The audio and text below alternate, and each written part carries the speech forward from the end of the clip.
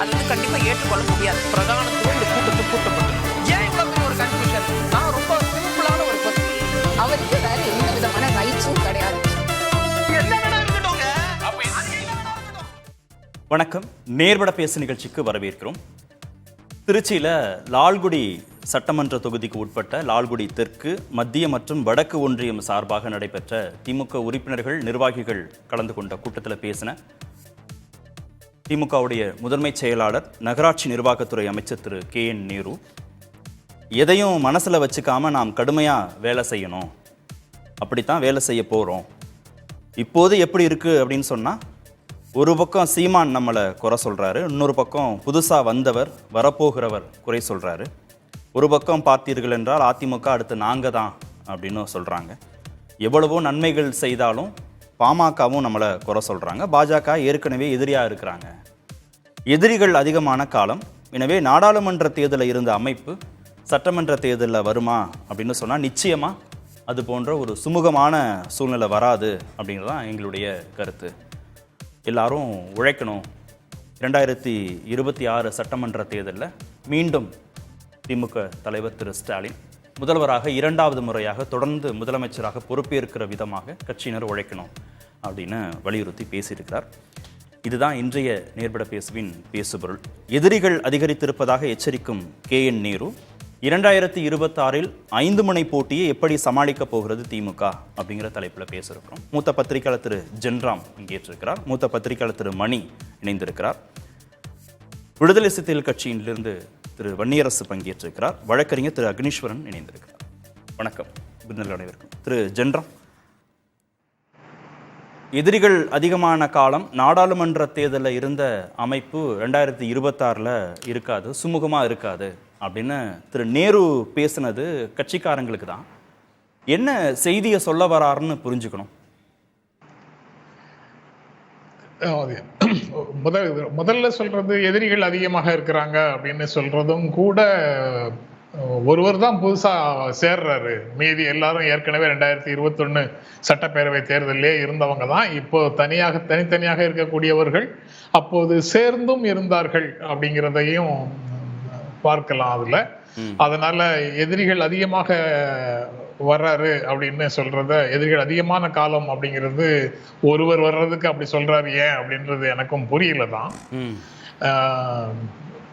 இது மக்களவை தேர்தல் போல இது இருக்காது, இது கொஞ்சம் கடினமாக இருக்கும் அப்படின்னு சொல்றது வந்து பெரிய மீனிங் எதுவும் தெரியல. உங்ககிட்ட கேட்டாலும் சரி, என்கிட்ட கேட்டாலும் சரி, மற்ற யார்கிட்ட கேட்டாலும் சரி, சட்டப்பேரவை தேர்தல் வந்து மக்களவை தேர்தல் போல இல்லை அப்படிங்கிற கருத்தை தான் எல்லாரும் சொல்லுவோம். அது வேறு முதன்மையான முழக்கங்களோடு வருவது, இது வேறு முதன்மையான முழக்கங்களோடு வருவது. அதனால இரண்டும் ஒப்பிட முடியாது. ஒரே நேரத்துல இரண்டு தேர்தல்களும் நடந்தா கூட அதற்கு ஒரு மாதிரியும் இதற்கு ஒரு மாதிரியும் மக்கள் வாக்களிப்பதற்கான வாய்ப்பு இருக்கு. அதனால அந்த ஸ்டேட்மெண்ட் அவர் சொல்றதுல நான் அதிகமாக எதுவும் வேறு பொருள் எதையும் பார்க்கல. ஆளுங்கட்சிங்கிறதுனால கொஞ்சம் கூடுதல் பதட்டம் தெரியுதோ பேச்சுல? இல்ல, ஆளும் கட்சிங்கிறதுனால நம்ம தலைப்புல அதை திமுகவுக்கு மட்டும்தான் சமாளிக்கணுமா? மீதி ஐந்து கட்சிகளும் தான் 5 முனை போட்டியை சமாளிக்கணும். தனித்தனியாக நிற்கிற 5 கட்சிகளும் தான் 5 முனை போட்டியை சமாளிக்கணும். ஆனா நம்ம திமுக எப்படி சமாளிக்க போகிறது அப்படின்னு நம்ம ஏன் வைக்கிறோம் அப்படிங்கிற கேள்வி இயல்பாக ஒருத்தருக்கு வரும். ஆனா எனக்கு அதுக்கு பதிலும், நீங்க ஏன் அப்படி வச்சிருப்பீங்கிறதுக்கான பதிலும் எனக்கு புரிந்து கொள்ள முடியுது. ஏன்னா இந்த 5 ஆண்டுகள் திராவிட முன்னேற்ற கழக ஆட்சியின் மீதான மக்கள் தீர்ப்பு வர இருக்கின்ற சட்டப்பேரவை தேர்தல். அதனால அந்த 5 முனை போட்டியை திமுக எப்படி சமாளிக்க போகுதுன்னு நீங்க போக்கஸை திமுக பக்கம் கொடுத்துருக்கீங்க அப்படின்னு நான் புரிந்து கொள்கிறேன். என்ன பிரச்சனைனா, ஏற்கனவே சொன்ன ஸ்டேட்மெண்டோட ஒத்து போறதான். நாடாளுமன்ற தேர்தலுடைய தன்மை வேற, யார் பிரதமர்னு தீர்மானிக்கக்கூடிய தேர்தல், அந்த களம் வேற. இப்போ யார் முதல்வர், இல்ல திரு ஸ்டாலின் மீண்டும் முதல்வரா அப்படின்னு தீர்மானிக்கக்கூடிய களம் இல்லையா? அதனால ரைட்டு, ஸ்டாலின் மீண்டும் முதல்வர் அப்படிங்கிறத ஐயம் தெரிபர தமிழ்நாட்டு மக்களுக்கு எடுத்து சொல்ல வேண்டும் அப்படிங்கிற ஒரு நோக்கத்தோட இந்த பொருள்ல நம்ம விவாதிக்கிறோம் அப்படின்னு நான் நினைக்கிறேன், புரிந்து கொள்கிறேன். அதாவது ஸ்டாலின் தலைமையிலான அணி, திமுக தலைமையிலான அணி 2021 எப்படி இருந்ததோ அதே மாதிரி தான் இருக்கு. கூடுதலாக ஒரு அரசியல் கட்சியும் வந்து சேர்ந்து இருக்குது. ஆனா எதிர்த்தரப்பில் இருக்கக்கூடியவர்கள் தான் 4 பேருமே தனித்தனியாக நிற்கிறார்கள் அப்படிங்கிறது அதுல முக்கியமான விஷயம். திமுக எதிர்ப்பு வாக்குகள் தான் பிரிந்து கிடக்குது. அப்படி இருக்கும்போது சமாளிக்கிறது மட்டும் இல்ல, எளிதாக வெற்றி பெறுவதும் திராவிட முன்னேற்ற கழகத்திற்கு சாத்தியமான ஒன்று. ஏன்னா அவருக்கு திராவிட முன்னேற்ற கழகத்திற்கு எதிரான அணிகள் வந்து தங்களுடைய எதிர்ப்பை ஒருமுகப்படுத்தவில்லை அப்படிங்கிறதே வந்து அட்வான்டேஜான ஒன்று. ஒருமுகப்படுத்தினால் அதுல என்னென்ன விளைவுகள், அந்த விளைவுகள் காரணமாக அதுவும் எப்படி திமுகவுக்கு அட்வான்டேஜ்ங்கிறத அப்படி ஒரு சூழல் வந்தால் பேச முடியும். இப்போதைக்கு அதை பேச வேண்டாம். ஒருமுகப்படுத்துறது அவங்களுக்கு அட்வான்டேஜ்னும் இல்லை. சென்ற தேர்தலில் ஒருமுகப்பட்டு நின்றாங்க, ஒற்றுமையாக நின்றார்கள், ஒரே அணியாக நின்றார்கள், ஆனால் வெற்றி பெறவில்லை அப்படிங்கிறதையும் பார்த்தோம். அதை விட இப்போ வந்து ஆட்சிக்கு வந்ததற்கு பிறகு மு.க. ஸ்டாலினுடைய இமேஜ் வந்து அதிகரித்திருக்கிறது. கலைஞர் உரிமை தொகை, மகளிர் உரிமை தொகை, அப்புறம் விடியல் பயணம், மகளிருக்கான கட்டணம் இல்லாத பயணம், தமிழ் புதல்வன், புதுமை பெண், இப்படி பல்வேறு திட்டங்கள் வந்து அவரை, காலை உணவு திட்டம், இது போன்ற பல்வேறு திட்டங்கள், மக்கள் நல திட்டங்கள் வந்து ஊரக பகுதிகளில் ஸ்டாலினுடைய செல்வாக்கை அதிகரித்து இருக்கிறது. ஊரக கிராமப்புறங்கள்ல ஒரு கெமிக்கல் ரியாக்ஷன் நடக்குது, வேதியியல் மாற்றம் நடந்துட்டு இருக்குது. பழைய எம்ஜிஆர் ஜெயலலிதா ஆதரவு தளங்களாக இருந்த, ஆதரவு வங்கிகளாக இருந்த பல்வேறு தரப்பினர் வந்து இப்போது திமுகவுக்கு ஆதரவாக மாறிக்கொண்டிருக்கிறார்கள். அது எல்லாமே நடந்து முடிந்த தேர்தல்களில் எதிரொலிக்கவும் செய்யுது. அதனால ரொம்ப அட்வான்டேஜஸ் பொசிஷன்ல தான் திமுக இருக்குது அப்படின்னு தான் நான் நினைக்கிறேன். அதனால பாஜக எதிர்ப்பு, மோடி எதிர்ப்புன்னு ஒரு புள்ளி கிடைச்சது நாடாளுமன்ற தேர்தலில். எல்லாரையும் ஒருங்கிணைப்பதற்கோ வாக்குகளை அறுவடை பண்றதுக்கோ திமுக கூட்டணி கட்சிகளுக்கு ஒரு வாய்ப்பு கிடைச்சது. இந்த முறை அப்படி இல்லை. இந்த முறை யார் முதல்வர், இல்லை திரு ஸ்டாலினா மீண்டும் முதல்வர்னு நேரடி கேள்வியோடதெல்லாம் எதிர்கொள்ள போகுது திமுக. இல்ல, ஆட்சி நடத்துவதில் தமிழ்நாட்டில் திராவிட முன்னேற்ற கழக அரசு ஆட்சி நடத்துவதில் என்னென்ன சிக்கல்கள் எல்லாம் வருது, அப்படி வந்த சிக்கல்கள் வந்து எதனால நடந்தது அப்படிங்கிறத சேர்த்து பிரச்சாரத்துல பேசுனா அதுல மக்களுக்கு தெரிஞ்சு போகும். பாஜகவை இதுல பேசுறது அவசியம் இல்லையான்னு, கல்விக்கான நிதியை கொடுக்காமல் இருக்கிறது யாரு அப்படிங்கிறதுல தொடங்கி வெள்ள நிவாரண நிதிக்கான கோரிக்கைகள் வரும்போது மறுத்தது யாரு, இன்னும் கொடுக்காம வைத்திருப்பது யாரு, அது போக ஒவ்வொரு முறையும் இங்கிருந்து செல்கின்ற ஒவ்வொன்றும் டெல்லியில நிறுத்தி வைக்கப்படுவதற்கு என்ன காரணம் அப்படிங்கிறது வரைக்கும் எல்லாமே பேசலாம். பிரச்சாரத்துல அவங்க பேசுவாங்க. பேசும்போது அது எல்லாமே அரசு தன்னுடைய சக்திக்கு உட்பட்ட விஷயங்களை தாண்டி வேறு சில விஷயங்களை ஒன்றியத்தோடு இணைந்து செய்ய வேண்டிய பணிகளுக்கு மிகப்பெரிய முட்டுக்கட்டையாக, தமிழகத்தை வஞ்சிக்கும் விதமாக ஒன்றிய அரசும் பாரதிய ஜனதா கட்சியும் இருக்கிறது என்பது என்றென்றும், அவங்க ஒன்றியத்தில் ஆட்சியில் இருக்கும் வரை என்றென்றும், சட்டப்பேரவை தேர்தலாக இருந்தாலும் சரி, மக்களவை தேர்தலாக இருந்தாலும் சரி, என்றென்றும் அது பேசு பொருள் தான். மக்கள் அதற்கு 2026 பாஜக எதிர்ப்பு தமிழ்நாட்டு அரசியல் களத்துல இருக்கும். அது திமுகவுக்கு தேர்தல் லாபத்தை கொடுக்கும் அப்படி சொல்ல வரீங்க? பாஜக எதிர்ப்பும் இருக்கும். அதுல வந்து தேர்தல் ஆதாயம் அதுல கிடைக்குது அப்படிங்கிறது மக்களுடைய பாஜக எதிர்ப்பு உணர்வு காரணமாக அது திமுகவுக்கு சாதகமாக இருக்கும். அதே சமயத்துல இந்த 5 ஆண்டுகள்ல ஆட்சிக்கு உரிமை கோரக்கூடிய நிலையில இருப்பதாக தங்களை நினைத்துக் கொண்டிருப்பவர்கள் என்னென்ன செய்திருக்கிறார்கள், அந்த கட்சிக்குள்ள உட்கட்சி பூசல்களிலேயே அவர்களுடைய காலம் எப்படி கழிந்தது, மிக முக்கியமான பிரச்சனைகள்ல ஒன்றியத்தில் இருந்து கிடைக்க வேண்டிய உதவிகள் கிடைக்காம இருந்த சூழல்ல கூட மாநில அரசோடு சேர்ந்து தோளோடு தோள் நிற்பதற்கு பதிலாக மாநில அரசு இதில் எப்படியாவது சிக்கிக்கொள்ளாதா அப்படின்னு காத்திருந்து மாநில அரசை விமர்சனம் செய்து கொண்டிருப்பவர்கள் யார் என்பதையும் மக்கள் கவனித்துக் கொண்டுதான் இருக்கிறார்கள். அதனால எல்லா விதமான பிரச்சாரமும் உள்ளுக்குள்ள இருக்கும். அது எல்லாமே திமுகவுக்கு சாதகமான ஒரு சூழலைத்தான் உருவாக்கும். ஓகே, திரு அக்னீஸ்வரன், எதிர்கட்சிகள் வந்து திமுக எதிர்ப்பு வாக்குகளை பிரித்து கொள்றதுனால அது திமுகவுக்கு தான் லாபம் அப்படின்னு திரு ஜென்ராம் சொன்னார். அவங்களுடைய திட்டங்களோ செயல்களோ திமுகவுக்கு லாபகமாக இல்லைன்றத மரியாதைக்குரிய ஜென்ராம் சார் ஒத்துக்கிட்டாரு. அதற்கு நான் நன்றி சொல்றேன். அடுத்ததையும் சொன்னார்ல, என்னென்ன திட்டங்கள் வந்து ஸ்டாலின் இமேஜை உயர்த்தி இருக்குங்கிறதையும் சொன்னார்ல. கரெக்ட். ஆனா இன்னொன்னு சார் சொன்னார், ஜென்ராம் சார், என்னன்னா தமிழ்நாட்டுடைய முதலமைச்சர் திரு மு.க. ஸ்டாலின் அவர்களுடைய செல்வாக்கை உயர்த்தி இருக்கிறது. ஆனால் அவர்களுடைய தேர்தல் அறிக்கையை சொல்வாக்கு ஒன்றை கூட நிறைவேற்றவில்லைன்னு தமிழ்நாட்டு மக்கள் தெளிவா 2026 அதுக்கு பாடம் புகட்டுவாங்க. ஒன்று. ரெண்டாவது விஷயம், என்றென்றும் பாரதிய ஜனதா இருக்கும் வரை சார் இன்சூரன்ஸே 1 வருஷம், அதிகபட்சம் 2 வருஷம், ரொம்ப போனீங்கன்னா ஆசைப்பட்டீங்கன்னா 3 வருஷம் தான் சார். ஆட்சிக்கு இன்சூரன்ஸ்லாம் நீங்க போடவே முடியாது. மக்கள் மனநிலை மாறும். ஆக பாரதிய ஜனதா இருக்கும் வரை, பாரதிய ஜனதா இருக்கும் வரை இல்ல மத்திய அரசு பாரதிய ஜனதா மத்தியில ஆட்சி பொறுப்பில் இருக்கும் வரை, அததான் கிட்டத்தட்ட பாரதிய ஜனதா இருக்கும் வரை அததான் பாஜக தான். அப்போ பாஜக இருக்கும் வரை நீங்க இருக்கிறோம் சொல்லுது, அது வேற துணி, அது வேற ஒரு அர்த்தத்தை கொடுக்கும். பாரதிய ஜனதா கட்சி மத்தியில ஆட்சி பொறுப்பில் இருக்கும் வரைங்கிறதா சரியானதா இருக்கும். அதான் 29 வரைக்கும் வச்சுக்கோங்களேன். சரி, அது வரைக்கும் தானே இருக்கு. முடிவு பண்ணிட்டீங்க. இல்ல இப்ப இருக்கிறது இந்த இது, அதுதான் இப்ப தேர்ந்தெடுக்கப்பட்ட டென்யூர் அது வரைக்கும் சொல்றேன். நான் கேக்குறேன், இது எலெக்ஷன் 26 அது வரைக்கும் இருக்குதுன்னா, அப்படின்னா நீங்க நாணய வெளியீட்டு விழாவுக்கு மட்டும் நீட்டை பத்தி பேசாமலே கூட்டிட்டு வந்துட்டீங்களே, கடலுக்கு செலவிக்கிறது மட்டும் இது பண்ணிட்டீங்களே. அப்போ வாக்கு வங்கியை தான் தமிழக மக்களை திமுக பார்க்கிறது. இது ஒண்ணு. இன்னொரு விஷயம், சார் சொன்னாங்க, அதாவது சிறப்பான செல்வாக்கான ஆட்சி நடக்கிறது. கரெக்ட். ஆனால் தமிழ்நாட்டினுடைய முதலமைச்சரினுடைய அதிகாரத்தை நீங்க முதலீட்டு மாநாட்டுக்கு போகிற போது கூட அங்க உள்ளுக்கே பிரச்சனை நடக்குது சார். திமுகக்குள்ளேயே ஜூனியர் மோஸ்ட் மினிஸ்டருக்கு முதலமைச்சருடைய அதிகாரத்தை பகிர்ந்தளிக்கிறார். நீங்க சிறப்பு திட்ட அமலாக்கத்துறையா இருக்கட்டும், மாண்புமிகு விளையாட்டுத்துறை அமைச்சர்கிட்ட கொடுக்கிறாரு. அப்ப இப்பதான் முதல் முறையா அமைச்சரா வராரு. ரெண்டாவது, நீங்க முதலீட்டினுடைய நேரடி முதலீட்டுல எல்லா அமைச்சரும் நீங்க நேர கொண்டு போய் டிஆர்பி ராஜாட்ட கொடுத்திருக்கிறாரு. எது? அது சிங்கிள் விண்டோ சிஸ்டம். இவைகள் எல்லாமே குழப்பத்தை உண்டு பண்ணும்.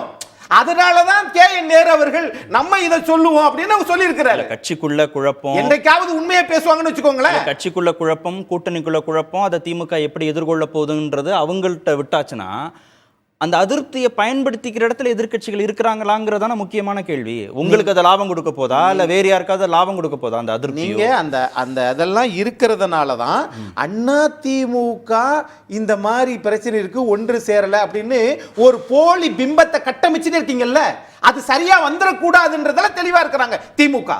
ஒன்று மக்கள், நீங்க சொல்றீங்கல்ல, நீங்க நான் முதல்வன் திட்டம் கொடுத்துருக்கிறோம், காலை சிற்றுண்டி கொடுத்துருக்கிறோம், எல்லாம் கொடுத்துருக்கிறீங்க. பிறகு எதுக்கு இத்தனை கூட்டணி கட்சிகள்? அந்த கூட்டணி கட்சி ஏதாவது கேள்வி கேட்கிறாங்களா? எதுவும் கேள்வி கேட்கறது இல்ல. கல்வியை காவிமயம், முத்தமிழ் முருகன் மாநாட்டுக்கு கல்வியை காவிமயப்படுத்துகிறார்கள். சரி, அது என்னாச்சு? அது வார்த்தையோட நிக்குது. செயல்பாட்டுக்கு என்ன வரப்போகுது? ஒண்ணு வராது. ஆனாலும் நாங்கள் ஒட்டி பிறந்த இரட்டை குழந்தைகள் மேல நாங்க ஒண்ணா தான் இருக்கிறோம் அப்படின்றாங்க. நான் கேக்குறேன், சரி, அவங்க வேண்டான்னு வெளியே வந்தா யார்கிட்ட போவாங்க? அது வேற, அது வெளியே வரட்டும், அது வர மாட்டாங்க.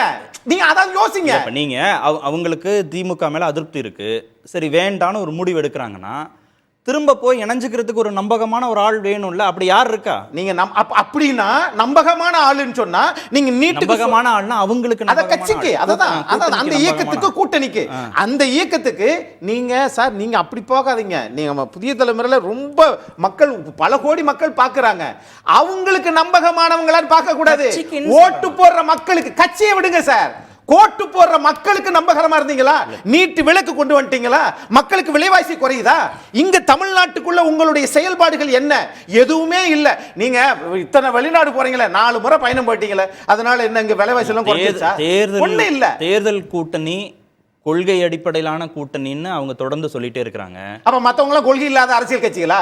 அவங்க சொல்றது தானே இந்தியா கூட்டணி சொல்றதானே சொல்றேன். அதுவே பொய். அவங்க பாஜக எதிர்ப்பு, திரு மோடி எதிர்ப்புங்கிற ஒரு புள்ளில நாங்க இணைஞ்சிருக்கிறோம்ன்றாங்க. அவங்க அங்க இருக்கக்கூடிய கூட்டணியை கம்ஃபர்ட்டா பாக்குறாங்க, அவங்க இன்டாக்டாவும் இருக்கிறாங்க. சரி, நீங்க சொல்ற மாதிரி அவங்களுக்கு திமுக மேல அதிருப்தி இருக்குன்னா வேண்டான்னு வெளியில வந்தா அரவணைச்சுக்கக்கூடிய நபர் மீதான நம்பகத்தன்மை அவங்களுக்கு யாருக்கும் கூடலையே. அப்படி நீங்க சொல்லாதீங்க சார். முதல்ல வெளியில வரட்டும். அவர்கள் வர மாட்டார்கள்.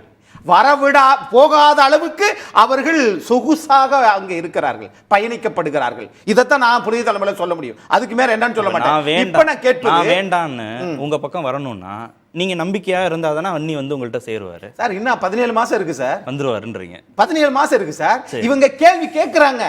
ஆனால் கேள்வி கேட்டதனுடைய விளைவாக நீங்கள் உங்களால் ஒரு மாற்றத்தை உண்டாக்க முடியுமா? என்னால் முடியும் என்று சொல்லக்கூடிய ஆற்றல் கூட்டணி கட்சிகளுக்கே இல்ல. ரெண்டாவது, இப்ப விஜய் இருக்கிறார் இல்லையா, அவர் பாருங்களேன், அந்த ட்ரெயின் மாதிரி திருச்சியில கூட்டம் போடுறாரு. அந்த காலையில சரின்றாங்க, சாயந்தரம் அந்த ஓனர் போடக்கூடாதுன்னு மிரட்டுறாங்க. அடுத்து இப்படி ஒவ்வொரு ஊரா 3-4 ஊர் மாறிட்டார். நான் கேட்கிறேன், விஜய ஜனநாயக நாட்டில் நாட்டுல அதனாலதான் தள்ளி தள்ளி போகுதுன்றது எல்லாத்துக்கும் தெரியாதா என்ன? விஜய் எல்லாத்தையும் சொல்லிட்டு இருப்பாரா வரும்போதே? எப்ப என்ன இத்தனை பேர் எடுத்தாங்க, சொல்லணும் பேர் சொன்னாங்க, நடந்ததுன்னு எல்லாத்துக்கும் தெரியுது சார். அதனாலதான் நேரு அவர்கள் சொல்றாரு பாருங்க, விஜய் வராரு, நாம் தமிழர் கட்சி வருது, அதிமுக எதிர்த்துட்டு இருக்கு, பாட்டாளி மக்கள் கட்சி. ஆமா, நீங்க நல்லது செஞ்சா எங்களுக்கு வேலையே இல்லையே, அந்த கட்சிகளுக்கு வேலையே இல்லையே. நாங்கள் நல்லது செஞ்சோம், அதனால் நாங்கள் வெற்றி பெறுவோம் அப்படி சொல்ல மாட்டேங்கிறாங்க. அவர் வந்து காங்கிரஸ் எதுக்குது, விடுதலை சிறுத்தைகள் கட்சி எதுக்குது அப்படின்னு சொன்னாதான் அதுல இருக்கிறாங்க. அதான செய்தி. மக்களே எதிர்த்து தான் இருக்காங்க. நீங்க எதிர்க்கட்சிகள் எதுக்குறீங்கன்னு சொல்றதுல என்ன தேர்தலில் அது பிரதிபலிக்கும் சொல்ல வரேன். நாடாளுமன்ற தேர்தலோடு இதை ஒப்பிடாதீங்க. ஓகே, ஜென்ராம் சார் குறுக்கிட்டீங்களே. ஒரே ஒரு விஷயம் மட்டும், அதாவது தன்னுடைய அணியை நம்புற முதலமைச்சர்களை அக்னீஸ்வரன் சந்தித்தது இல்லை, அவங்க கட்சி சந்தித்தது இல்லை போல இருக்குது. டீசென்ட்ரலைசேஷன் ஆஃப் பவர் ஜனநாயகத்தில் ரொம்ப ரொம்ப முக்கியமானது, அதிகார பரவல்ங்கிறது ரொம்ப ரொம்ப முக்கியமானது ஜனநாயகத்தில். அதையும் அதிமுக பார்த்ததில்லை போல இருக்குது. எல்லா அதிகாரங்களும் தலைமை இடத்துல மட்டுமே குவிந்திருக்க வேண்டும் என்ற ஒரு பழக்கத்தில் டியூன் ஆயிருக்கக்கூடியவர்கள் அதிகார பரவலை ஏற்றுக்கொள்வதற்கு கஷ்டப்படுறாங்க போல தெரியுது. சிங்கிள் விண்டோ சிஸ்டத்தை, டிசிஷன் மேக்கிங் அத்தாரிட்டியை தொழில்துறை அமைச்சருக்கு கொடுக்கறது இவ்வளவு சலசலப்பை உண்டாக்குதா அப்படின்னா இன்னும் ஏராளமான அதிகார பரவல் அந்த ஆட்சியில நடந்துகிட்டே தான் இருக்கும். சரி, ஆனா அதெல்லாம் மக்களுக்கு பிரயோஜனம் இருக்காது. திரு வன்னியரசு, இன்னும் 17 மாதங்கள் இருக்கு. திமுக கூட்டணிக்குள்ள ஏதேனும் ஒரு சலசலப்பு வரும்ன்ற நம்பிக்கை எதிர்க்கட்சிகளுக்கு இருக்கு. இல்லை, அது எப்போவுமே ஆல் இந்தியா லெவல், அகில இந்திய அளவில் பாரதிய ஜனதா கட்சியினுடைய செயல் திட்டம் அப்படிங்கிறது மாநில கட்சிகளை உடைப்பது, கூட்டணிகளை சிதைப்பது அப்படிங்கிற ஒரு அஜெண்டா முன் வச்சு தான் இப்போ அதை ஆரம்பிக்கிறாங்க. அதுக்கான வேலைகளை தொடங்குறாங்க. அதனால தான் கூட்டணிக்குள்ளேயே குழப்பம், கூட்டணிக்குள்ளேயே குழப்பம் அப்படின்னு சொல்கிறது அப்படி தான் நம்ம பார்க்குறோம். இந்த அருந்ததியர் உள்ஒதுக்கீடு தொடர்பான விவகாரத்தில் கூட உள்ஒதுக்கீடுக்கான அந்த கிரிமிலேயரை எதிர்த்து அந்த கூட்டணிக்குள்ளே இருக்கிற சிராக் பாஸ்வான் எதிர்க்கிறாரு. அவரும் சிராய் மோனு போடுறாரு. ஆனால் அந்த கூட்டணியில் குழப்பம் இருக்குன்னு யாரும் சொல்லலை. ஆனால் இந்த விடுதலை சிறுத்தைகள் இங்கே இன்றைக்கி ஒரு பேசுகிறோம்னா அது குழப்பத்தில் இருக்குது அப்படிங்கிறது இது ஒரு செயல் திட்டமாக அரசு பின்வாங்குச்சு. லேட்டரல் என்ட்ரி மூலமாக நியமனம் செய்யப்படுவதையும் சிராக் பாஸ்வான் எதிர்க்கல. அதுதான் நீங்கள் அதுக்கப்புறம் அரசு பின்வாங்குதுங்கிற விமர்சனத்தை சந்திக்க வேண்டியது இருக்குல்ல மத்திய அரசு. சொன்னதுனால தானே வருது. போய் பார்க்குறாங்க, முறையிடுறாங்க, பேசுகிறாங்க. அதுக்கான ஒரு புற அழுத்தம் இருக்குல்ல. அது இது ஒரு, ஏன்னா அங்கே ஒரு கூட்டணி இருக்குது, ஆனால் அந்த கூட்டணிக்குள்ளே குழப்பம் இருக்குது அப்படிங்கிறதுக்காக நான் சொல்ல வந்தேன். ரெண்டுக்குமான விஷயங்கள் நான் சொல்கிறேன். நான் இப்போ முதலமைச்சர் இல்லாத ஒரு தருணம். இப்போ அவர் வெளிநாட்டில் தொழில் முதலீடுகளை கொண்டு வருவதற்காக அங்கே போய் சந்திச்சுட்டு இருக்கிற நேரத்தில் தமிழ்நாட்டில் முன்னணி அமைச்சர்கள் அல்லது மூத்த அமைச்சர் அப்படிங்கிறதுல கே.என். நேரு அவர்கள் ரொம்ப முக்கியமானவர். கே.என். நேரு அவர்கள், ஏவா வேலு போன்றவர்கள், எம்.ஆர்.கே. பன்னீர்செல்வம் போன்றவர்கள்லாம் ரொம்ப மூத்த அமைச்சர்கள். இப்போ அவங்க கீழே கீழ்த்தட்டில் ரொம்ப அடித்தட்டில் இருந்து இந்த இயக்கத்தை கட்டமைச்சிட்டு இருக்கிறது ரொம்ப முக்கியமானது. திராவிட கருத்தியலை சுமந்து அல்லது திராவிட இயக்கத்தை சுமந்து தான் அவங்க இந்த இடத்துக்கு நிற்கிறாங்க. இப்போ அவங்க ஒரு வார்த்தை சொல்கிறாங்க அப்படின்னா, இன்றைக்கி செயல் வீரர் கூட்டத்தில் தான் அவர் பேசியிருக்கிறாரு. அப்போ பேசும்பொழுது இந்த மாதிரி எதிரிகள் அதிகமாக இருக்கிறாங்க அப்படிங்கிறத ஒரு யதார்த்தமாக அவர் சொல்கிறது அப்படிங்கிறது முக்கியமாக பார்க்குறேன். தொண்டர்களை நீங்கள் கவனமாக இருக்கணும். தொண்டர்கள் அதை உசுப்பேத்துறதுங்கிறது வேற, கவனப்படுத்துறது அப்படிங்கிறது வேற. அப்போ அமைச்சர் அவர்கள் கவனப்படுத்துறதுக்கான இது ஒரு வார்த்தையா நீங்கள் 26 தேர்தலில் இப்போ இருந்தே வேலை பாருங்கள். ஏன்னா ஏற்கனவே ஒரு கமிட்டி போட்டாங்க, தேர்தல் பணிக்குழு போட்டிருக்கிறாங்க. அந்த பணிக்குழுவோடு சேர்ந்து நம்ம எப்படி பணி செய்யணும், எப்படி நம்ம 26ஐ நம்ம தொடர்வது. நீங்கள் 21லேயே ஜோசியம்லாம் போய் பார்த்தாங்க. இவர் மு.க. ஸ்டாலின் அவர்கள் முதலமைச்சரே ஆக முடியாது, எங்கெங்கெல்லாம் போய் பார்த்தாங்க, ஜோசியம் பார்த்து அவர் வரவே முடியாது, அடித்து சொன்னாங்க, சத்தியம்லாம் பண்ணாங்க. ஆனால் மக்கள் இவர் தான் ஒரு முதலமைச்சர், இவர் தான் பாஜகவை எதிர்ப்பதில், சனாதனத்தை எதிர்ப்பதில், கூட்டணி கட்சிகளை அரவணைப்பதில் சரியாக இருக்கிறாரு அப்படிங்கிற அக்கறையில் தான் இன்றைக்கி கொண்டு வந்திருக்கிறாங்க. அப்போது அதிமுக பாஜக கூட்டணியில் இருந்த காலகட்டம் அதான் அந்த சூழலில் தான் நம்ம சொல்கிறோம். நம்ம இன்னைக்கு அவங்களே இல்லை, உடஞ்சி தான் நிற்கிறோம். அதுதான் 5 முனை போட்டிங்கிறது. நீங்கள் பாஜக எதிர்ப்புங்கிறத முதன்மைப்படுத்தி நீங்கள் 2026 தேர்தலில் திமுக கூட்டணி இந்த முறை அவ்வளவு எளிதாக சந்திக்க முடியல. அதாவது பாஜகவோ அதிமுகவோ சேர்ந்தாலும் சரி, பிரிஞ்சிருந்தாலும் சரி, அவங்களுக்குள்ள வந்து ஒரு ஒற்றுமை இருக்குது அப்படிங்கிறது எல்லாருக்குமே தெரிஞ்சது. ஒரு உதாரணத்தை சொல்கிறேன் நான்.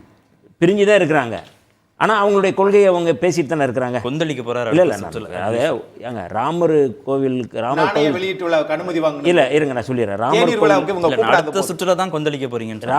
ராமர் கோவில் திறப்புக்கு வந்து ஒரு நீங்கள் வந்து வெளிப்படையாக நீங்கள் என்ன கொள்கை ரீதியாக நீங்கள் முடிவெடுத்தீங்களா, முட்டி வலிக்குதுன்னு சொல்லிட்டு நீங்கள் முடிவெடுத்தீங்களா? இது வந்து நீங்கள் சாதாரணமாக கடந்து வர முடியாதுங்க.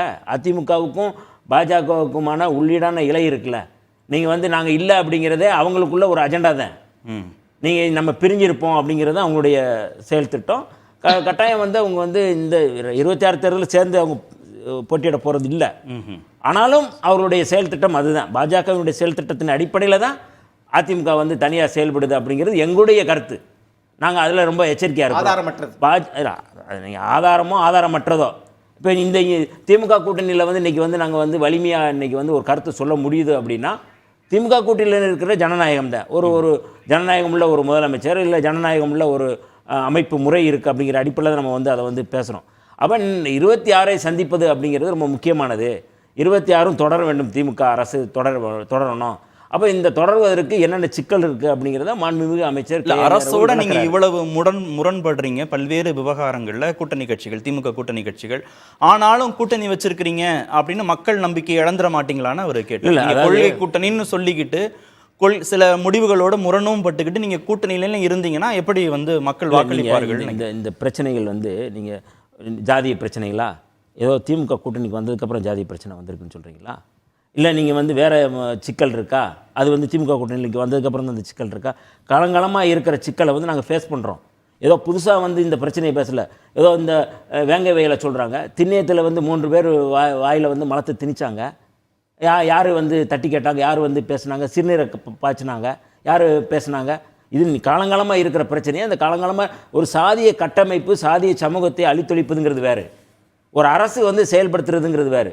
நாங்கள் வந்து கேட்குறோம், இது மாதிரி வந்து இந்த பிரச்சனை இருக்குது, நீங்கள் பேசுங்க, இதை வந்து எங்களுக்கு கொடியேற்ற அனுமதி இல்லாமல் இருக்குது, இங்கே நிர்வாக சிக்கல் இருக்குது, அங்கே இருக்குது அப்படிங்கிறது அது வந்து செயல்பாட்டு அடிப்படையில் பேச வேண்டியது. கொள்கையில் வந்து இன்றைக்கி வந்து அகில இந்திய அளவில் நாங்கள் வந்து யோசிக்கிறோம். இந்தியாவில் வந்து ஆர்எஸ்எஸ் இல்லாத, பாஜக இல்லாத ஒரு இந்தியா உருவாகணும் அப்படிங்கிறது எங்களுடைய இலக்கு. அதுதான். அது 26 சட்டமன்ற தேர்தலுக்கும் அதுதான் கொள்கை. இல்லை நீங்கள் 26 நீங்கள் வந்து ஒரு 4 சீட்டு 5 சீட்டு பாஜக உள்ளே வந்தாலும் அதுக்கு அவங்களுக்கு ஒரு வாய்ப்பு கிடைக்குமே அப்படிங்கிறத நாங்கள் யோசிக்கிறோம். ஒரு சீட்டு கூட வந்து இல்லாமல் இருக்கணும் அப்படிங்கிறத நாங்கள் விரும்புகிறோம். நீங்கள் வந்து சட்டமன்றத்தில் கூட அதுதான் எங்களுடைய செயல் திட்டம். நீங்கள் வந்து கட்டாயம் வந்து பாஜகவினுடைய எதிர்ப்பு நீங்கள் எப்படி நீங்கள் வந்து அது இல்லாமல் இருக்கும்? பாஜக நீங்கள் வந்து நாம் தமிழர் இல்லை இவங்க விஜய், அதிமுக எல்லாம் தனித்தனியாக நிற்கிறாங்க. அவங்க எல்லாருக்குமான இலக்கு என்ன? திமுக எதிர்ப்பு தான். நீங்கள் வந்து பாஜக விட அதிகமாக வந்து திமுக எதிர்ப்பு மீண்டும் திமுக ஆட்சி பொறுப்புக்கு வரக்கூடாது, திரு ஸ்டாலின் எதிர்ப்பு. ஆனால் எல்லாரையும் எப்படி ஒரு தட்டில் வைப்பீங்க? இல்லை ஆமாம், நீங்கள் எப்படின்னா திராவிட எதிர்ப்பு அப்படிங்கிறத எந்தெந்த அமைப்பு வைக்குது? பாஜக வைக்குதா? கழகங்கள் இல்லாத தமிழ்நாடுன்னு தானே சொன்னாங்க. சரி. ஆனால் திமுக மட்டும்தான் எதிர்ப்பாங்க, அதிமுக எதிர்க்க மாட்டாங்க. நாத்தாக்காவுக்கு என்னது? அவங்க வந்து திமுக மீது இது திராவிட எதிர்ப்பு தான் வைப்பாங்க. ஆனால் திராவிட எதிர்ப்பு அதிமுகவுக்கு ஒரு பார்வை, திமுகவுக்கு ஒரு பார்வை வைப்பாங்க. ஒட்டுமொத்தமாக வந்து திமுக மீதான வன்மம் தான். திமுக இன்னைக்கு வந்து கருத்தியல் ரீதியாக சனாதனத்துக்கு எதிராக வந்து பார்ப்பனியத்துக்கு எதிராக வந்து தெளிவாக இருக்குது அப்படிங்கிற அடிப்படையில் தான் அதை முன்வைக்கிறாங்க. காலங்காலமாக கலைஞர் காலத்திலேருந்து வைக்கிறாங்க. கலைஞர் ஒரு ஒடுக்கப்பட்ட சமூகங்கிறதால் அவர் ஏற்றுக்கொள்ள முடியாத ஒரு சூழல் இருந்தது. இதெல்லாம் சாதாரணமாக நீங்கள் வந்து திமுக மீதான வெறுப்பு வந்து சாதி வெறுப்பு தான், வர்க்க வெறுப்பு தான். இன்றைக்கி வந்து கட்டமைக்கிறவங்களாம் யாருக்கு என்ன தேவை இருக்குது? நீங்கள் எடப்பாடி பழனிசாமிக்கும் ஸ்டாலின் அவர்களுக்குமான அந்த வெறுப்பை கட்டமைக்கிறதுல வந்து ஸ்டாலின் அவர்களுக்கு மீது தான் அதிகமாக வைக்கிறாங்க. கலைஞர் மீது தான் அது. இன்னமும் கலைஞர் இறந்து இவ்வளோ காலம் ஆனதுக்கு கலைஞருக்கு இன்னமும் கலைஞர் மீதான வெறுப்பை கட்டமைக்கலையா? எப்படி இதில் எந்த சூழல்னு கட்டமைக்கிறாங்க? திமுகங்கிற ஒரு இயக்கம் இன்றைக்கி வந்து ஆரியத்துக்கு எதிராக, பார்ப்பனியத்துக்கு எதிராக ஒரு கல் தூண் போல் இருக்குது. அப்போ இதை உடைச்சாதான் தமிழ்நாட்டுக்குள்ளே வந்து பார்ப்பனியத்தை உள்ளே கொண்டு வர முடியும், ஆரியத்தை நம்ம வெற்றி பெற முடியும். ஏன் ஆளுநர் வந்து எப்படி மாநில கல்வியை நீங்கள் குறை சொல்கிறாரு? எப்படிங்க இதெல்லாம் சொல்ல முடியுது? மாநிலத்துக்கு ஒரு அஜெண்டா இருக்குல்ல, மாநில கல்விக் கொள்கை இருக்குல்ல. இது எல்லாமே நீங்கள் பார்க்கும் பொழுது ஒரு புள்ளி எதுனா திமுக தான். திமுக உடைச்சா நம்ம உள்ள போகலாம் அப்படிங்கிற அஜெண்டால இருந்து இதை பண்றாங்க. திரு KN நேரு என்ன சொல்லியிருக்கிறாருங்கிறத எந்த கோணத்திலிருந்து நம்ம புரிஞ்சுக்கலாம், யாருக்கான செய்தியாக அதை நம்ம புரிந்து கொள்வது? அவர் அந்த தேர்தல் பணிக்குழுவோட உறுப்பினர், மூத்த உறுப்பினர். அவர் சொல்றாரு. அதுலேயும் அவர் முக்கியமாக அவர் சொல்கிறது வந்து இன்னைக்கு ஹிந்துவில் மட்டும்தான் வந்திருக்குது, ஆங்கில ஹிந்துவில். 2024 இருந்த கூட்டணி 26 தொடர்வதற்கான சூழ்நிலை கடினமானதாக மாறிக்கொண்டிருக்கிறது. அதாவது இந்த அலைன்ஸை வந்து அப்படியே கண்டினியூ பண்ணுறது, அதற்கான சுச்சுவேஷன் வந்து ரொம்ப காம்ப்ளிகேட்டடாக மாறிட்டு இருக்குன்னு அவர் சொல்கிறார். நாடாளுமன்ற தேர்தலில் இருந்து அமைப்புன்றாரு. அதுதான் சொல்கிறேன். ஸோ இது மற்றவங்க சொல்கிறதுக்கு உள்நோக்கம் கற்பிக்கிற மாதிரி, யார் திமுக கூட்டணியை பற்றி சொன்னாலும் அதை ஏன் பேசுகிறாங்கன்னு எழுப்பக்கூடிய கேள்விகள். 364 நாளும் அதிமுக விஷயத்தை பற்றி நம்ம பேசுவோம். ஆனால் என்னைக்காவது ஒரு நாள் அத்திப்பூத்தா மாதிரி திமுக உள்விவகாரங்களை பற்றி பேசினா அதற்கு கூட பல விமர்சனங்கள் வருகின்றன. எனவே அது அவர்களுடைய கருத்து. இது எல்லாமே எங்கேருந்து வருதுன்னா, நான் மறுபடியும் சொல்கிறேன், யாராவது மீடியா பர்சன்ஸ் ஸ்கூப் கொடுத்துருந்தாங்க அல்லது அவங்க ட்வீட் போட்டிருந்தாங்கன்னு வந்திருந்தனா கூட நம்ம அதுக்கு உள்நோக்கம் கற்பிக்கலாம். நம்ம பேசுகிறது அத்தனையுமே அவங்க கட்சியிலேருந்து வருது. அதுவும் ஒரு சீனியர் மினிஸ்டர், அந்த தேர்தல் பணிக்குழுவோட ஒரு முக்கியமான உறுப்பினர். அதனால் நம்ம இதை பேசுகிறோம். அப்போ அவர் இந்த அலைன்ஸ் கண்டினியூ ஆகிறதுக்கான சுச்சுவேஷன் வந்து அப்படியே 24 இருக்காது, 26 இருக்காது. சுச்சுவேஷன் ரொம்ப டஃப்பாக தான் போயிட்டுருக்குது. இந்த சூழ்நிலை வந்து இந்த கூட்டணியை தக்க வைப்பதற்கான வாய்ப்புகள் ரொம்ப கடினமாக மாறிட்டு இருக்குன்னு தான் அவருடைய வார்த்தைகள். எதிரிகள் பலமாக இருக்கிறாங்க, அதுக்கு அடுத்து வரேன். அதை சொல்லிட்டு அவர் வந்து நிறைய பிளேயர்ஸ் உள்ளே வந்துட்டாங்க. அதில் வந்து அவர் பாமகவும் நம்மளை விமர்சனம் பண்ணுது, பாஜக விமர்சனம் பண்ணுது, அதிமுக விமர்சனம் பண்ணுது, சீமானை நேம் பண்ணுறார். நம்ம அதில் கவனிக்க வேண்டியது அவர் நாம் தமிழர் கட்சியை நேம் பண்ணுறது. வழக்கமாக நேம் பண்ணாதவங்க நேம் பண்ணுறாங்க. அப்போ ஒரு அங்கீகாரத்தை கொடுக்குறாங்க அவங்க. ரெண்டாவது, புதிதாக வந்த ஒருவர் விஜயை பெயர் சொல்லாமல் நேரு அவர்கள் சொல்கிறார். அப்போ இவ்வளோத்தையும் சொல்லிட்டு வந்து இந்த அலைன்ஸில் வந்து இந்த அலைன்ஸ் இப்படியே கண்டினியூ ஆவதற்கான வாய்ப்பு குறைவு என்று அவர் சொல்லும்பொழுது தான் இந்த விவாதமே வருதுன்ற நான். சரி, நாளைக்கு என்ன வேணால் நடக்கலாம். இன்னும் கிட்டத்தட்ட 20 மாதம் இருக்குது, 1.25 வருஷம் இருக்குது. இது இப்படியே கண்டினியூ ஆகும் நம்ம சொல்ல முடியாது. முதலமைச்சர் அமெரிக்கா போகிறதுக்கு நாள் விமான நிலையத்தில் என்ன சொன்னார்? மாற்றம் ஒன்றே மாறாதது. அது அமைச்சரவை மாற்றம். எல்லாத்துக்கும் அது அமைச்சரவைக்கு மட்டும் இல்லை சார். பாலிடிக்ஸில் நான் அடுத்த நிமிஷம் என்ன நடக்கும்னு தெரியாது. மாற்றம் ஒன்றே அமைச்சரவை மாற்றம். அது வந்து எல்லாத்துக்கும் தான் நீங்கள் பொருத்தி பார்க்கணும். உங்களுக்கு பிடிச்ச விஷயத்துக்கு மட்டும் அதை நீங்கள் வச்சுக்க முடியாது. மாற்றம் ஒன்றே மாறாதது, வெயிட் அண்ட் சீனாரு. இந்த கூட்டணி உடையும் நான் சொல்லலை. இந்த கூட்டணி உடையும் நெருக்கடியை கூட்டணி கட்சிகள்டேருந்து ஃபேஸ் பண்ணுறதுனால திரு KN நேருடைய பேச்சா அது வெளிப்படுது சார். அவங்களுக்கு பல பிரச்சனைகள் இருக்குது சார். இப்போ ஒரு மாதத்துக்கு முன்பு இந்த டிடி நெக்ஸ்ட் பத்திரிகையில் மட்டும் அந்த செய்தி வந்தது. உதயநிதி ஸ்டாலின் அவர்கள் அவருடைய வீட்டில் 234 அவங்களுடைய அந்த பொறுப்பாளர்கள் கூட்டத்தில் பேசும்போது, 1க்கும் மேற்பட்ட கட்சிகள் அடுத்த தேர்தலில் வந்து நம்ம கூட இருக்க மாட்டாங்கன்னு அவர் பேசியிருக்கார். அது அந்த ஒரு பத்திரிகையில் மட்டும்தான் வந்தது. அதை வந்து அஃபிஷியலாக அவங்க டினை பண்ணுறாங்க. பட் அந்த செய்தி வந்து கசிந்து வந்தது உண்மைதான். நீங்கள் அதையும் இப்போ நேரு அவர்கள் நேரு பேசுகிறது ரொம்ப சீரியஸான ஒரு இஷ்யூ. அவங்களுக்கு சில நெருக்கடிகள் இருக்குது. இந்த கிட்டத்தட்ட இன்னும் ஒரு 20 மாதம் இருக்குது. உங்களுக்கு ஆன்டி இன்கம்பன்சின்றது 5 வருஷம் பொறுத்து எந்த கவர்மெண்ட்டுக்கும் இருக்கும். தயவு செஞ்சு அதை மறந்துடாதீங்க. நம்ம இப்போயே வந்து அடுத்து இவர் தான் முதலமைச்சர், இந்த அரசு தான் சொல்வது என்பது ரொம்ப தவறானது. 2001 2001 one of the best governments government போச்சு. இப்போ ஜெகன் ரெட்டி தோத்தப்ப ஒவ்வொரு வீட்லேயுமே அந்த கவர்மெண்ட்டால் பலனடைஞ்ச பலனாளிகள் இருக்காங்க. கவர்மெண்ட்டு அவரால் ஒரு பதவி விட்டு தான் வெளியில் போனார். அதாவது வந்து நீங்கள் பர்ஃபார்மன்ஸ் மட்டுமே ஒரு கவர்மெண்ட்டை வந்து முன்னால் கொண்டு வந்து வச்சிட முடியாது. ஆனால் இவங்களோட ஒரு பெரிய அட்வான்டேஜ், நான் அதை மறுபடியும் சொல்கிறேன், 5 முனை போட்டின்னு வந்ததுன்னா திமுகவுக்கு தான் அட்வான்டேஜ். அதில் பேசணும், அது பேசும். அதுக்கு முன்பு 1-2 கட்சிகள் இருக்காதுன்னு திரு உதயநிதி பேசினதாக சொன்னீங்க இல்லையா? ஆமாம். திரு வன்னி பேசினதுக்கப்புறம் அந்த கேள்வி வருது, திமுக வேண்டான்னு திமுக கூட்டணி கட்சிகள் ஏன் நினைக்கணும்? அதுக்கான தேவை எங்கே வந்திருக்கு? அந்த கட்சிகள் வேண்டான்னு திமுக ஏன் நினைக்கணும்? சரி, அப்படி வேண்டான்னு பரஸ்பரம் முடிவெடுத்தாங்கன்னா விலகி போகிறவங்க எங்கே போவாங்க? யார் சேஃப் அகாமடேட்? இந்த கடைசி கேள்விக்கு தான் என்னால் முதல்ல பதில் சொல்ல முடியும். இப்போ ப்ராப்ளமே வந்து மோடி ஃபேக்டர் மட்டும் கிடையாது. இந்த கூட்டணி கட்சிகள் வந்து டிஎம்கே ஃப்ரண்ட்டில் வந்து ரொம்ப ஸ்ட்ராங்காக இருக்கிறதுக்கு ஒரு முக்கியமான காரணம், அவங்க வெளியில் போக முடியாது. ஏன்னா எடப்பாடி வந்து ஒரு நம்பிக்கைக்குரிய தலைவராக அதிமுகவில் இன்றைக்கி இல்லை. ஜெயலலிதா இருந்திருந்தாங்கன்னா இன்றைக்கி நிலைமை வேறு. ஏன்னா ஏடிஎம்கே வந்து கிட்டத்தட்ட வந்து ஸ்ப்ளிட் ஆகி கிடக்குது. அவங்க வாக்கு வங்கி வந்து கணிசமான அளவில் சரிஞ்சிருக்கு. கடந்த முறை வந்து 22% தான் அவங்க ஓட்டு வாங்கியிருக்காங்க. 7 இடங்களில் வந்து டெபாசிட் போயிருக்குது. 12 இடங்களில் 3rd பிளேஸுக்கு போயிருக்காங்க. ஸோ இவங்க எங்கே போவாங்க? அது ஒரு முக்கியமான ஒரு விஷயம். இந்த அலையன்ஸ் உடைவதற்கான வாய்ப்புகள் குறைவுன்னு தான் நான் இப்பயும் நம்புகிறேன். பட் ரூல் அவுட் பண்ண முடியாது. நீங்கள் 5 முனை போட்டின்னு வந்ததுன்னா இவங்களுக்கு தான் அட்வான்டேஜ். பட் ஸ்டில் அவங்களுக்கு ஒரு தயக்கம் இருக்குது டிஎம்கேக்கு. 2 ஃபேக்டராக நான் அது பார்க்குறேன். ஒன்று விஜய் ஃபேக்டர். விஜய் ஒருவேளை ஏடிஎம்கேவோட போனாருன்னா, இன்னொன்று மிகப்பெரிய சேலஞ்சாக நான் பார்க்குறேன் ஏடிஎம்கே கூட போனார். விஜய் ஏடிஎம்கே கூட போனாருன்னா இவங்களோட எல்லா கால்குலேஷனுமே அதாவது வந்து இட் வில் கோ ஹே வயர்னுவாங்க. அது வந்து இவங்களோட எல்லா கணிப்புகளுமே தவறாக போகும். 2வது முக்கியமான விஷயம் இவங்களோட ஒரு இன்ட்ரெஸ்டிங் கொஸ்டின், முதலமைச்சர் வேட்பாளர் 2 பேர் இருப்பாங்களா, இல்ல அதுல ஏதாவது அமைக்கபலா? ஏன் 2011 விஜயகாந்த் வந்து 2005 கட்சி ஆரம்பிச்சு 6 தனியா நின்னுட்டு 2011 கடைசி வரைக்கும் நான் முதலமைச்சர்னு சொல்லிட்டு லாஸ்ட் 11th ஹவர்ல போய் ஜெயலலிதாவோட சேர்ந்தார் இல்லையா விஜயகாந்த். டெஸ்டட் ஓட் பேங்க் அப்புறம் விஜயகாந்த் எடுத்த முடிவு கரெக்ட். ஆனா விஜய் வந்து நீங்க அப்படிதான் எடுப்பாரு நீங்க இப்பயே எப்படி சொல்ல முடியாது. இல்ல ப்ரீமெடிடேட்டடா இப்ப எப்படி சொல்ல முடியும்? பவன் கல்யாண் மாதிரி முடிவு எடுக்க முடியாது. எல்லா பாசிபிலிட்டியுமே டேபிள்ல இருக்குன்றனால இப்படி அப்படின்னு சொல்லல.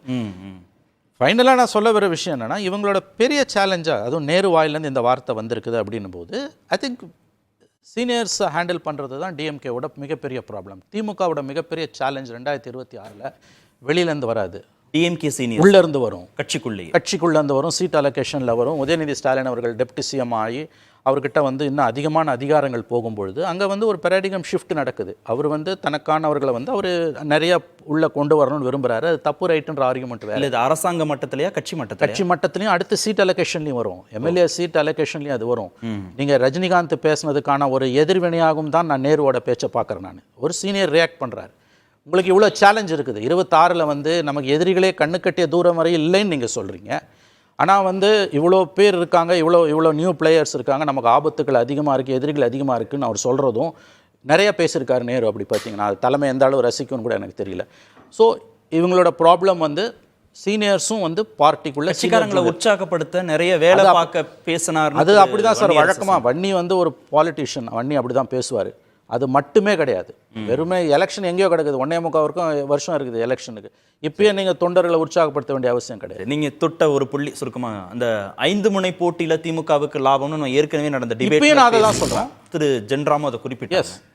5 கார்னர் ஃபைட்னா டிஎம்கேக்கு தான் அட்வான்டேஜ். பட் ஸ்டில் அவங்களுக்குள்ள ஒரு ஃபியர் இருக்குது, கண்டிப்பாக ஒரு பயம் இருக்குது.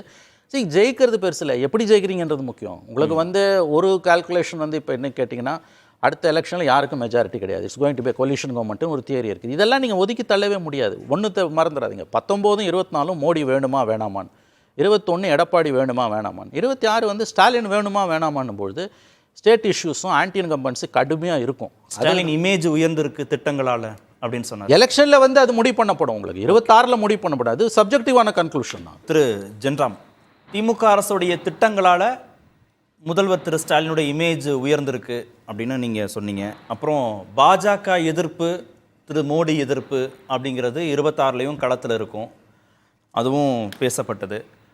திமுக கூட்டணி வேண்டான்னு வெளியில் வந்தால் சேருவதற்கு நம்பகமான ஆள் இல்லை, இதெல்லாம் பாசிட்டிவான சைடுனா, திரு மணி குறிப்பிட்டது மாதிரி சீனியர் ஜூனியர் வேர்சஸ் அந்த பிரச்சனை இருக்கா கட்சிக்குள்ள?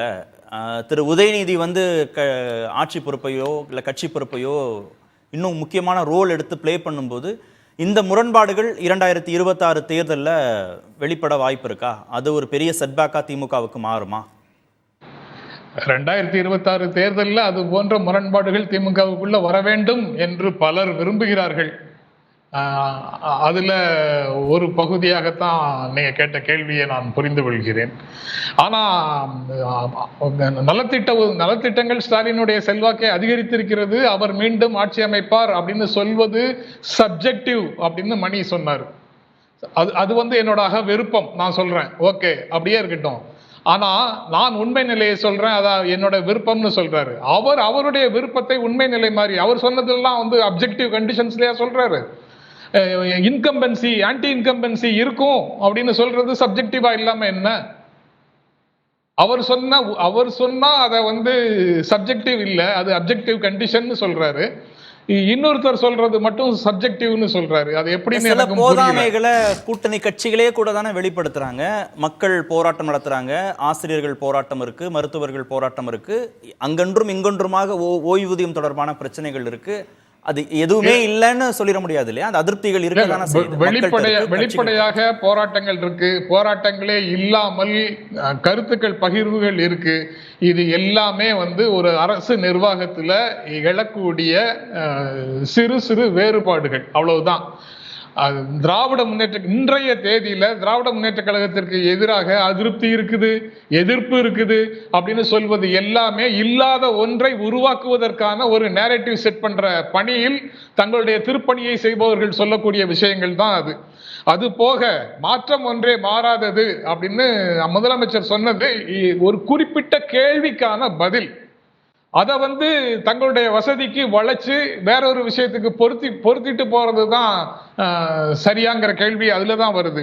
96 to 2001 நல்லா பெர்ஃபார்ம் பண்ண திமுக கவர்மெண்ட் தோற்கடிக்கப்பட்டது உண்மைதான். பொலிட்டிக்கல் ஃப்ரண்டா வச்சிருந்தாரு அப்ப திமுக தலைவர். அவர் சாதிக்கும் கூட்டணி அப்படின்னு ஒரு சாதி கூட்டணியை வச்சிருந்தாருன்னு சார்ஜ் இருக்கு. பொலிட்டிக்கல் ஃப்ரண்ட் அதிமுக கூட இருந்தது, அதிமுக இருந்தது, காங்கிரஸ் இருந்தது, தமிழ் மாநில காங்கிரஸ் இருந்தது, இடதுசாரிகள் இருந்தாங்க, பாமக இருந்துச்சு, இவ்வளவும் அங்க இருந்தது. அதனால பொலிட்டிக்கல் ஃப்ரண்ட் இன்னைக்கு ஸ்டாலின் கூட தான் பொலிட்டிக்கல் ஃப்ரண்ட் இருக்கு. அதனால அதுவும் சரியான பாயிண்டாக நான் நினைக்கல. பொலிட்டிக்கல் ஃப்ரண்ட ஃபார்ம் பண்றதுல ஏடிஎம்கேயும் கொஞ்சம் அப்படி நகரலாம்ல. ஒருவேளை சார் சொல்ற மாதிரி விஜய் ஏடிஎம்கே அலையன்ஸ்னு வந்தா அது கொஞ்சம் கூடுதல் நெருக்கடியை கொடுக்க வாய்ப்பு இருக்குன்னு கருதுகிறார். 2019, 2021, 2024 பெரிய 3 தேர்தல்கள், பொது தேர்தல்கள்ல தொடர் வெற்றியை கொடுத்திருக்குது அந்த கூட்டணி. வேறு எங்கேயும் நம்பகமான டெவலப்மெண்ட் எதுவும் இல்லாத ஒரு சூழல்ல எதற்காக திமுக கூட்டணியில் இருக்கக்கூடிய கட்சிகள் வெளியில தெருவில் நிற்கணும் அப்படின்னு ஒரு கேள்வி இயல்பாக எல்லாருக்கும் வரும். இன்னொன்னு, அது உடையுமா உடையுமா உடையுமா விரிசலா விரிசலா விரிசலான்னு பேசிட்டு இருக்கிறாங்கல்ல. இன்னைக்கு தேதியில கூட்டணி கட்சிகள் எல்லாம் என்ன சொல்லுதுங்கிறது பார்க்கவே மாட்டாங்களா? இவங்க விருப்பத்தையே தான் திரும்ப திரும்ப சொல்லிட்டு இருப்பாங்களா? இப்போ வன்னியரசு என்ன சொன்னாரு? கூட்டணி தொடரும், எங்களுக்கு ஆல் இந்தியா கோல் முக்கியம்னு இப்ப வன்னியரசு சொன்னாரு. திருமாவளவன் திமுக கூட்டணியிலிருந்து விசிகாவை பிரிக்க பார்க்கிறார்கள், நடக்காதுன்னு திருமாவளவன் சொன்னாரு. செல்வ பெருந்தகை திமுக தலைமை சொல்வதற்கு முக்கியத்துவம் கொடுப்போம் அப்படின்னு இப்ப சொல்லியிருக்கிறாரு. அதுக்கப்புறம் பாஜக எதிர்ப்பை திமுக முன்னெடுக்கும் வரை கம்யூனிஸ்டுகள் திமுகவோடு தான் இருப்போம்னு அவங்க சொல்றாங்க. இவங்க அவ்வளவு ஸ்டேட்மெண்ட்டையும் தூக்கி குப்பையில போட்டுட்டு தங்களுடைய விருப்பத்தை மட்டுமே வெளிப்படுத்தி கொண்டிருக்கிறார்கள். திமுக கூட்டணி உடையும் உடையும் உடையும்னு. எப்ப உடையும்? பாஜகவையும் பாமகவையும் அந்த கூட்டணிக்குள்ள கொண்டு இப்ப இருக்கிறவங்க எல்லாம் போனால் போகட்டும் போடா அப்படின்னு சொல்லி ஒரு முடிவை திமுக எடுத்தால் மட்டும்தான் அந்த மாதிரி சிக்கலே வரும். அப்படி ஒரு சிக்கல் வருவதற்கு வாய்ப்பே கிடையாது. திமுக அந்த மாதிரி ஒரு நிலையை எடுக்காது. ஓகே ஓகே திரு மணி, திமுகவை விட்டு விலக வேண்டிய கட்டாயம் நிர்பந்தம் கூட்டணி கட்சிகளுக்கும் இல்லை, பாமகவையும் பாஜகவையும் அகாமடேட் பண்ண வேண்டிய தேவையும் திமுகவுக்கு வராத போது 26லயும் இந்த கூட்டணி இன்டாக்டா இருக்கும் அப்படின்னு நம்புறாரு. இல்லை இப்போ பாமக உள்ள வந்ததுன்னா விசிக வெளியில் போய்டும், அதை செய்ய மாட்டாங்க. பிஜேபியோட நேரடியாக போக மாட்டாங்க. பட் திரும்பவும் சொல்கிறேன், நான் 5 வருஷம் பொறுத்து ஆன்டி இன்கம்பன்சி இருக்குன்றது சப்ஜெக்டிவ் இல்லை, மினிமம் காமன் சென்ஸ். அது இல்லாமல் நம்ம பேச முடியாது. That's a minimum common sense. Any government will go unpopular day by day. நான் என் கவர்மெண்ட்டை ஒரு பர்டிகுலர் கவர்மெண்ட்டை நான் டிஃபெண்ட் பண்ணுறது முடிவு பண்ணிட்டேன்னா எனக்கு வேறு எந்த செய்திகளும் காதில் விழவே வேணாம். கண்ணு காது மூக்கு எல்லாத்தையும் நான் முடிப்பேன். போதாமைகள் இருக்குங்கிறத நான் சொல்ல வருது என்னன்னா, ஆன்டி இன்கம்பன்சி இருக்காது, அது சப்ஜெக்டிவ்னு சொல்றது ரொம்ப தவறான ஒரு பார்வை. அது அது அது இயற்கைக்கே விரோதமானது. There will be anti incumbency. Anyway எல்லாமே சப்ஜெக்டிவ் தான். எலெக்ஷன் ரிசல்ட் 26 வரும்போது தான் எது அப்ஜெக்டிவ்னு தெரியும். அது வரைக்கும் நான் சொல்றது அவருக்கு சப்ஜெக்டிவ், அவர் சொல்றது எனக்கு சப்ஜெக்டிவ். அதுல போய் பெரிய வியாக்கியானம் பண்ண வேண்டிய போதாமைகள் இருக்கு, மக்களுக்கு பிரச்சனைகள் இருக்கு. நீங்க ஒரு விஷயம் புரிஞ்சுக்கோங்க.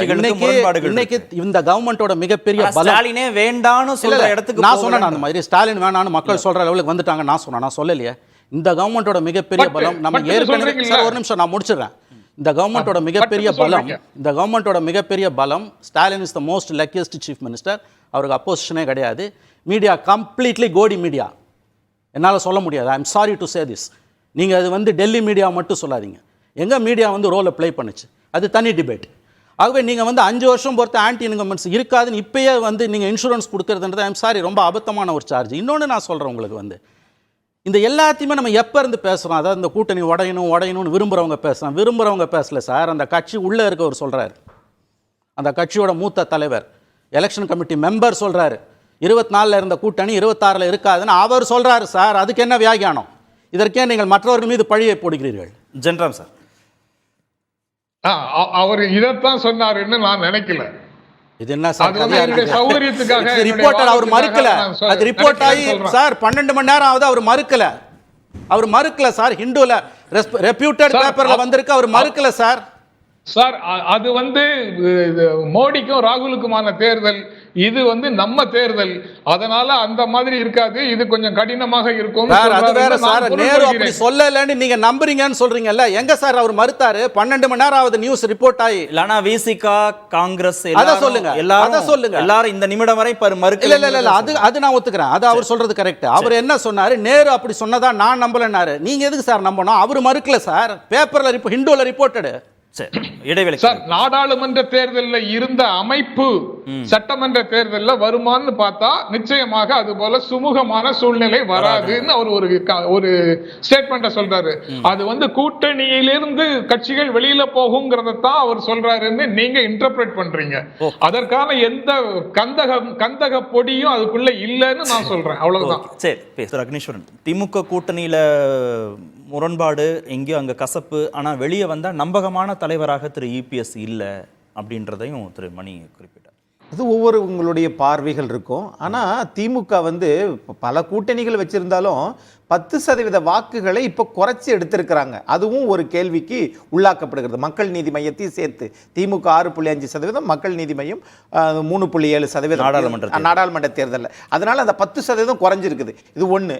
ஆனால் மரியாதைக்குரிய பத்திரிகையாளர் மணி சார் சொன்னதுலேருந்து நான் தெரிஞ்சுக்கிற வேண்டிய விஷயம், அப்பா தனித்தனியாக நின்றீங்கன்னா, அதுதான் காட்டெருமை தனித்தனியாக போச்சுன்னா சிங்கம் எல்லாத்தையும் இது பண்ணிடும். அதனால் அந்த 5 கட்சி நிற்கிறேன் 6 கட்சி நிற்கிறேன் அப்படின்றலாம் நிற்காம எல்லாம் ஒரே ஒரு தான், திமுக கூட்டணி அதிமுக கூட்டணி. அந்த நிலைப்பாடு வந்தா தான் இதுல சக்சஸ் ஆகும். முதல்வர் வேட்பாளரை ஏத்துக்கிட்டு வந்துடணும் எல்லாரும். அது நம்ம ஏன் இப்ப சொல்லுவோம்? 18 மாசம் இருக்குது. அது யார் வருவாங்கன்னு அப்புறம் பார்ப்போம். வர்றவங்கள யாராவது அந்த மாதிரி நீங்க வாய்ப்பு கொடுப்பீங்களா? அப்ப என்ன அர்த்தம்னா, நீங்களே பர்பஸ்ஃபுல்லா திரும்பவும் திமுக வருவதற்கு தனித்தனியாக நின்றால் அந்த மாதிரி உங்க ஈகோ பாத்தீங்கன்னா, இங்க நல்லாட்சி கொடுக்காத ஆன்டி இன்கம்பன்ஸ் அதிகமா இருக்கிறத நீங்க அதை பண்ணிடுவீங்க. யாருக்கு? இப்ப இபிஎஸ்க்கு செய்தியா வரவங்களுக்கு? அது சார், நான் அதெல்லாம் ரெண்டு ஆளுமைகள் மோதிக்கிட்டாங்க, நான் அதுக்கு தயாரா இல்ல. பயிர் காப்பீட்டு திட்டம் என்னாச்சு? பழைய ஓய்வூதிய திட்டம் என்னாச்சு? ஆசிரியர் போராட்டம் என்னாச்சு? அரசாணை 40 என்னாச்சு? அது நீ அரசு இதுல கல்லர் சீரமைப்பு மாதிரி, அதே மாதிரி இவங்க என்ன ஆதி திராவிடர்கள் பேரு எடுக்கணுமா? நான் கேட்கிறேன், இதை எடுப்பதனால் உங்கள் ஆட்சி நல்லாட்சின்னு அர்த்தமா?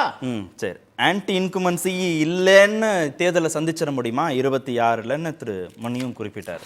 இல்லை, அதாவது இருக்கும். இல்லாமல் எந்த அமைப்புக்கும் எந்த ஆட்சிக்கும் எல்லாத்துக்குமே இருக்கும். இல்லாமல் இருக்க போகிறது. அது மாதிரி நேரு கூட்டணி கட்சிகளையும் சேர்த்தே சொல்லியிருக்காரு. சில ஊடகங்கள் அப்படி பதிவாயிருக்கு, சில ஊடகங்கள் அப்படி பதிவாக அவர் தெளிவுபடுத்துவார்னு நாங்கள் நம்புகிறோம். ஏன்னா நாங்கள் தெளிவாக இருக்கிறோம். கூட்டணி கட்சிகள் தெளிவாக இருக்கீங்க. பதிவு பண்ணியிருக்கிறாரா இல்லையா அப்படிங்கிறது அவருடைய பேச்சிலேருந்து நம்ம பார்க்கணும். ஊடகங்கள் எப்படி பயன்படுத்துவாங்க, வார்த்தைகளை பயன்படுத்துவாங்க நமக்கு தெரியும். அதனால் திமுக கூட்டணி அப்படிங்கிற 2026 வெற்றிகரமான ஒரு கூட்டணி அமையும் அப்படிங்கிறது.